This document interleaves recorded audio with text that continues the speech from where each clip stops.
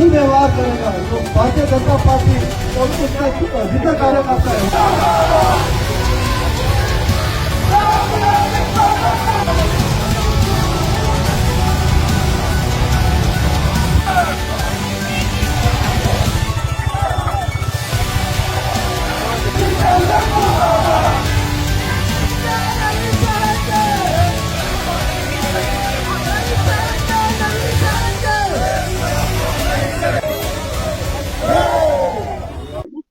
थोड़ा सा हमें नहीं देखिए भारतीय संस्कृति जो है और खासतौर पे अरुणाचल की संस्कृति भी ये है कि जो अपनी माँ और बहन जो बहनों होता है वो सर्वोच्च उत्तम रिस्पेक्ट में हम सोसाइटी में दिया जाता है। और जब प्रधानमंत्री मोदी जी के माँ को गाली देते हैं तो वो गाली केवल मोदी जी के माँ के नहीं, देश के हर माँ और बहनों के ऊपर गाली है और ये भारतीय जनता पार्टी कभी स्वीकार नहीं करते हैं। इसलिए ये हम आज ये रैली उठाया है इसी विषय में।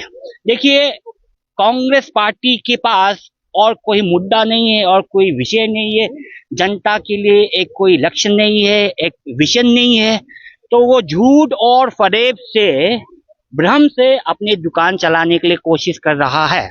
आपने देखा है कि बहुत सालों से, वर्षों से, 10, 12, 11 सालों से इस देश ने कांग्रेस के दुकान को सील कर दिया है, बंद कर दिया है, तो फिर भी वो कोशिश करते रहता है।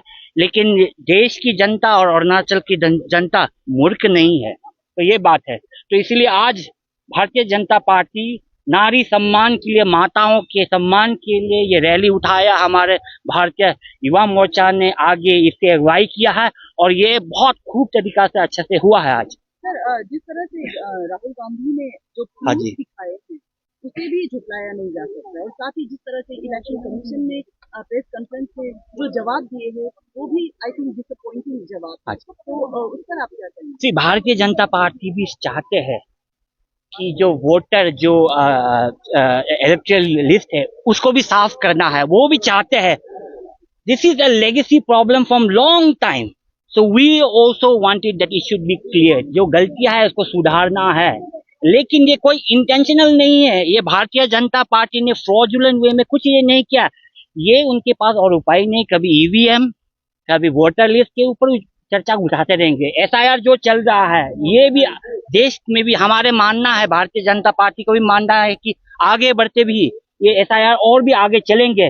तो we want to clean the system also, that is also our views, our mottos also. Sir election commission पर तो इस तरह से भी इलेक्शन कमीशन को ये भी कानून लागू करवाया है, इलेक्शन कमीशन जो चीफ होते हैं उन्हें कभी गिरफ्तार नहीं किया जाएगा या फिर उनका संविधान के दायरे पे बहुत समस्या होता है और उस समस्या, उस दायरे के अनुसार ही ये जो निर्णय लिया गया है, जो प्रोविजन दिया गया है, कॉन्स्टिट्यूशनल प्रोविजन दिया गया है, इसका बारे अगर चर्चा करेंगे तो वो बहुत लंबा विषय है। तो इसीलिए ये संविधान के दायरे में प्रोविजन के अंदर में दिया गया है ये प्रोविजन। आपसे तो कोई सवाल है? मुसू साहब क्या गाली दिया था?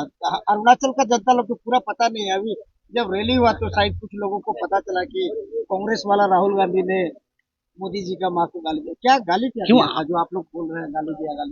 आप मीडिया के लोग नहीं है क्या? आप जर्नलिस्ट नहीं, आपको पता नहीं? Journalist, I know everything, but you tell from your mouth. The people of Arunachal Pradesh want please. Congress party ने हमारे माननीय, थोड़ा बता दीजिए कि क्या गाली? कांग्रेस पार्टी ने हमारे माननीय प्रधानमंत्री की माँ के ऊपर गाली दी है। वो शब्द हम इजहार नहीं कर सकते हैं। वो आप देखिए वीडियो पे, आपको पता चल जाएंगे। जनता लोग देखिए वीडियो पर, वो पता चल जाएंगे। एक चीज है सर, हाँ जी, पार्टी पॉलिटिक्स तो होते रहता है, चुनाव भी होते रहता है, सरकार आता है चला जाता है, बहुत जगह हुआ है, बहुत सालों से देख रहे हैं। और अरुणाचल में इसका ग्लिटरिंग एग्जाम्पल है। जब पार्टी बदलता है तो पॉलिटिक्स भी चेंज होते हैं, समीकरण बदल जाता है। तो अभी जो हो रहा है बिहार में एसआईआर का, जो हम लोग बात कर रहे हैं बार बार, 50 लाख से ज्यादा लोगों का नाम गायब। इवन हम लोगों का भी, काफी लोगों का हम लोग इंक्वायरी किया तो किसी मर्द को औरत बना दिया गया है। छोटा छोटा डिफरेंसेस होता है, कुछ टेक्निकल डिफेक्ट होता है, लेकिन इलेक्शन कमीशन को भी चाहिए था कि वो क्लियर कर दे, क्लियर कर दे। कम से कम क्लियर नहीं करके इलेक्शन कमीशन जवाब देने से कतराता है कि आप अरुणाचल प्रदेश का देखिए, आप बीजेपी का चीफ स्पोक्स पर्सन है, आपका ऊपर में बहुत बड़ा भार है। आप बताइएगा, दिल से बताइएगा, खाली पॉलिटिक्स मत कीजिए, आप दिल से बताइए।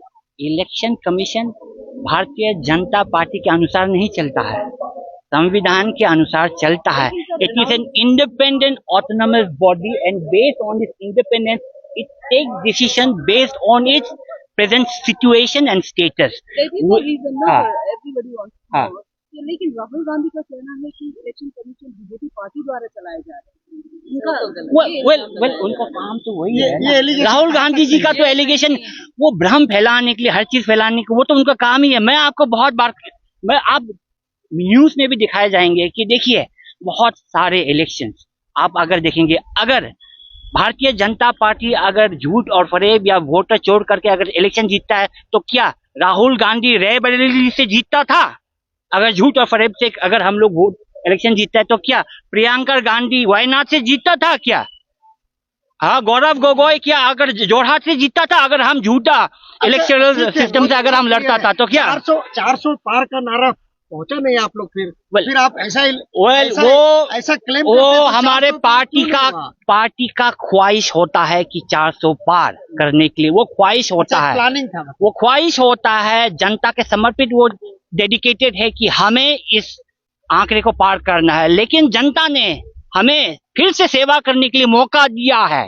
फिर भी इस बार तीसरी बार, ये इतिहास में पहले बार होंगे, हमारे नेहरू के बाद, इंदिरा गांधी के बाद पहले प्रधानमंत्री होंगे कि जो 15 साल से उससे भी अधिक प्रधानमंत्री बनेंगे इस देश के लिए। और आपने देखा है कि पिछले 10-11 साल में देश का जो परिवर्तन हुआ, ट्रांसफॉर्मेशन हुआ, रिफॉर्म्स हुआ, वो कोई नकार नहीं सकते है। काम अच्छा चल रहा है लगता है। देखिए लोग क्या काम अच्छा हो रहा है, चल रहा नहीं है। क्वेश्चन ये है सर, जैसे कि इलेक्शन कमीशन के जो दावे किए जा रहे हैं पार्टी द्वारा, कांग्रेस पार्टी द्वारा, तो एक तरह से ये भी सवाल उठता है कि बीजेपी द्वारा ये बोलना चाहिए कि क्लियर हो, सही हो। तो एज ए पार्टी आप लोगों का क्या कहना है? क्योंकि we believe the election commission is an independent constitutional body, और जहाँ पे अगर हमें अपना राय देता है वो हम प्रेस के जरिए जरूरी नहीं है, वो अपने राय पर्सनल पार्टी के हिसाब में अपने भेजते भी है इलेक्शन कमीशन को। वो जरूरी नहीं कि हमें प्रेस में चिल्ला के कहना जो अपने राय होता है। तो यही भावनाओं से हम आगे बढ़ते हैं, यही भावनाओं से हम देश आगे चलाता है। ये नहीं कि हर इंस्टीट्यूशन का घोटाला, ईवीएम चोरी, वोट चोरी, ये आरोप देके देश आगे नहीं बढ़ते हैं। Thank you very much.